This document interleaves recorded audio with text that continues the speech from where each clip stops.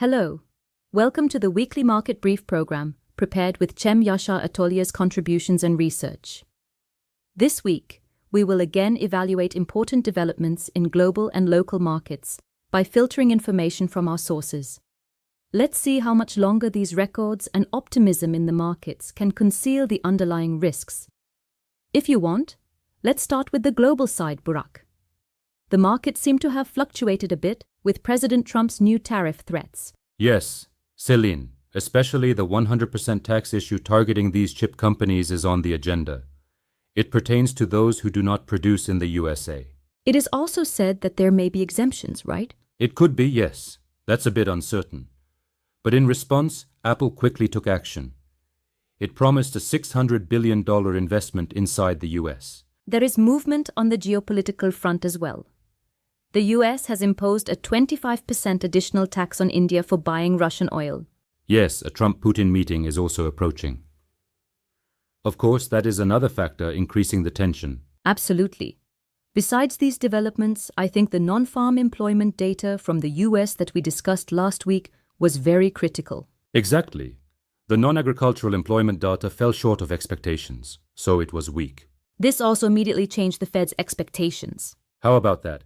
The possibility of interest rate cuts in September skyrocketed. It reached 95%. It is considered to be almost certain, about 95%. It seems so. In fact, a total of 3 interest rate cuts are expected in the market by the end of the year. Wow. And there's Waller, who is mentioned as a candidate for Fed chair, right? They say he's more dovish. Yes, his name also stands out, and the pigeon stance actually amplifies these expectations. Of course, this situation is quite important for sectors sensitive to interest rates. With these expectations, the American stock markets also soared, of course. Nasdaq broke new records with 23,611, and the S&P 500 also reached new highs at 6,389. Yes, especially the tech giants. You know, the so-called Magnificent Seven like Nvidia, Meta, Apple, Microsoft are really driving the market with the wind of artificial intelligence. This week, the first interesting point that caught my attention was that it seemed like the expectations of institutions and individuals in the market have diverged. What do you mean? Thus, while institutions put options, meaning their bearish positions have increased, individual investors' call options, meaning their bullish expectations, have also risen. That's really interesting. Could this divergence be a sign of indecisiveness or perhaps a potential reversal signal? It can be interpreted exactly that way. Absolutely. The gap between large technology stocks and the rest of the market is also widening. Right. Are the younger ones struggling more? It seems so.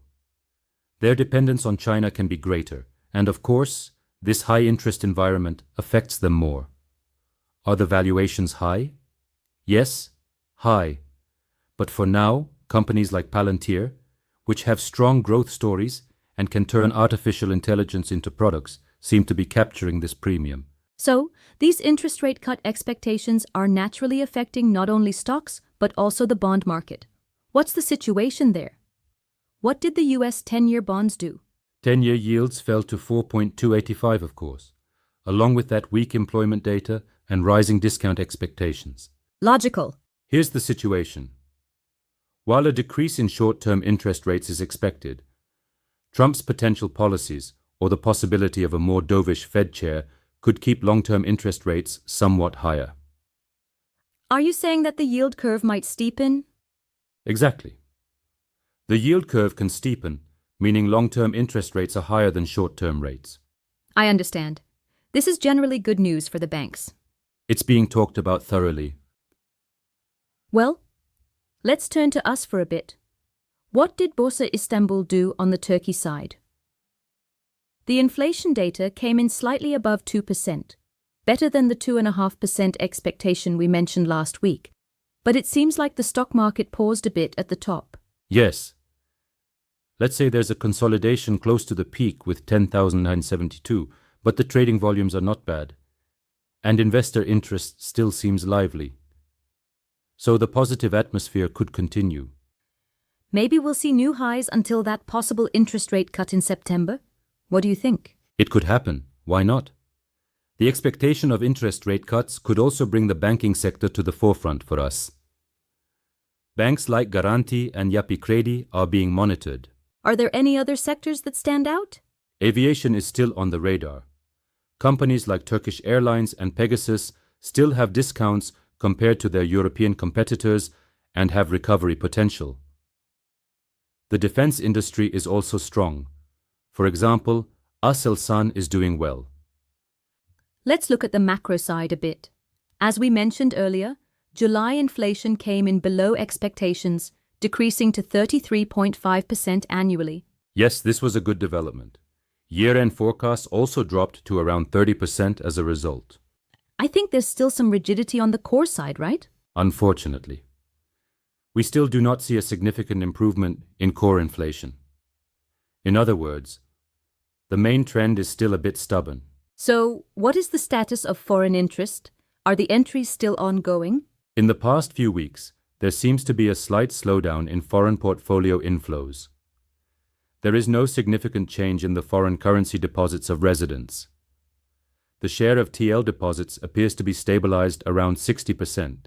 Is the interest in short-term TL loans still ongoing? Yes, interest from domestic investors in short-term TL bonds continues. The good news is that reserves keep increasing. Excluding swaps, the net reserves, meaning the central bank's actual foreign currency holdings, have exceeded $37 billion. This is significant. Good news. Let's move on to the assets. What is gold doing?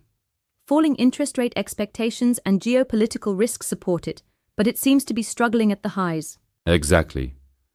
Gold per ounce is around $3,360, facing some resistance at that level, but silver is performing better than gold lately. Interestingly, the gold-silver ratio is decreasing. What is the situation on the oil side? There is some pressure there. OPEC Plus's decision to increase production is being discussed. There is also a possibility of a ceasefire with Russia. These could lower prices. Of course, recession concerns in the US are also a risk factor on the demand side. Let's briefly touch on cryptocurrencies. Bitcoin is hovering around $117,000. Yes, there is a positive outlook on Ethereum and Ripple as well.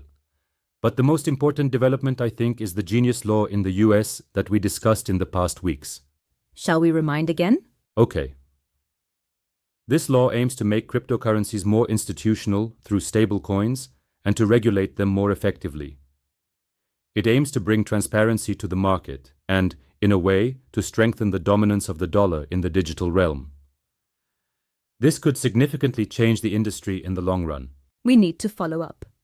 So, finally, let's look at next week's economic calendar. What's happening in Turkey?